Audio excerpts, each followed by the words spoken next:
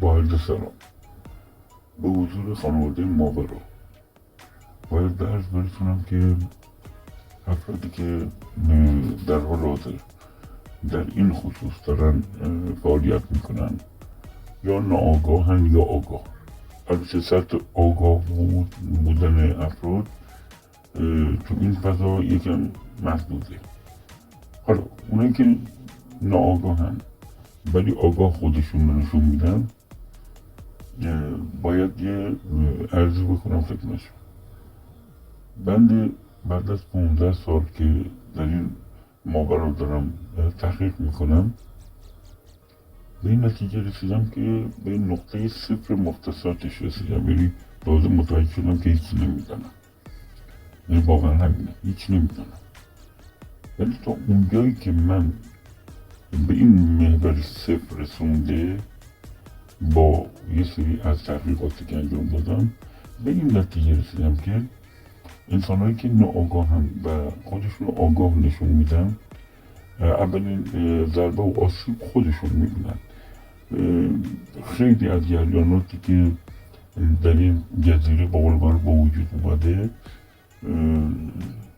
فکر همین بوده که آگاه هم دقیقا زمانی انسان ها ضربه میخورن که فکر میکنن میدونن و اومدن پشت افرادی قرار گرفتن که خود اون افراد خودشون اون باور ندارن، یعنی اون باوری که باید باشه رو ندارن.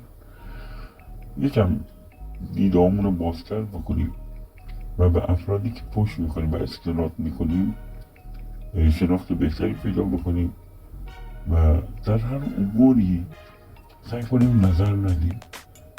کسی میاد داخل این نه کل موضوعاتی که به وجود میاد نظر میده که دانشجوی رشته دکترای اون بحث باشه.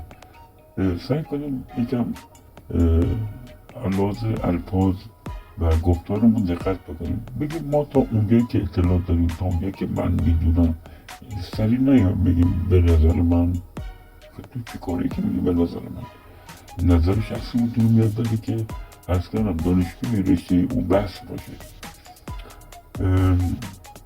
و حتی کارشناسای ما در سطوح بالا خیلی وقتا نظر نمیدن، میگن این نتایج تحقیقات ما یا این تفکر ما، نظرشون رو نمیگن. مثل جریان خیلی ها تفاهم و اشتباه میگیرن، میگن که فلانی از رنگ آبی خوشش میاد، منم از رنگ آبی خوشم میاد. عجب تفاهمی داریم. این شباهت هاست، تفاهم نیست. تفاهم یعنی قبول داشتن تفاوت های هم دیگه. یعنی من باید قبول بکنم که با شخصی که دارم معاشرت میکنم این تفاوت ها رو دارم و قبول بکنم که میخوام از دید اون شخص به مسئله و موضوع نگاه بکنم.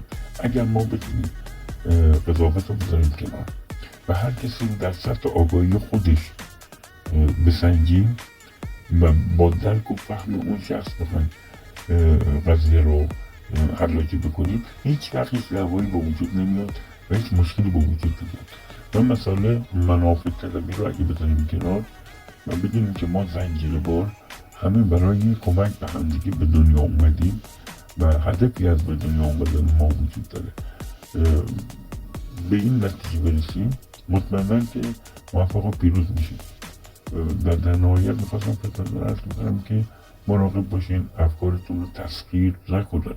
یعنی شما رو تحت تسخیر یه سری گفتارها و یه سری رفتارهایی که نامعلوم و نامحدوده و یا حتی شیطانی با لباس روحانی نکنید و بدونید که این علوم غریبه که الان همون شعار قبلی من علوم آشناس دست غریبه ها شاخه‌های زیادی داره و اولین قدمی که انسان باید، یعنی اون طالب برای رسیدن به این علوم میخواد برداره، تدریج نفسی که باید برای ورودی این علوم از یه سری از مسائلش باید بگذاره، مثلا دروغ، تهمت، دزدی، ناروا، زنا، غیبت، این چیزا باید حداقل های خودش برسونه تا اینکه بتونه توی علوم پا بذاره و یادگیری بکنه. میتونه وارد بشه، میتونه یاد بگیره، ولی مطمئن باشید که در جهت مثبت نیست، نور نیست و تاریکی و در جهت منفی. ممنون از که صحبت من رو گوش کردیم.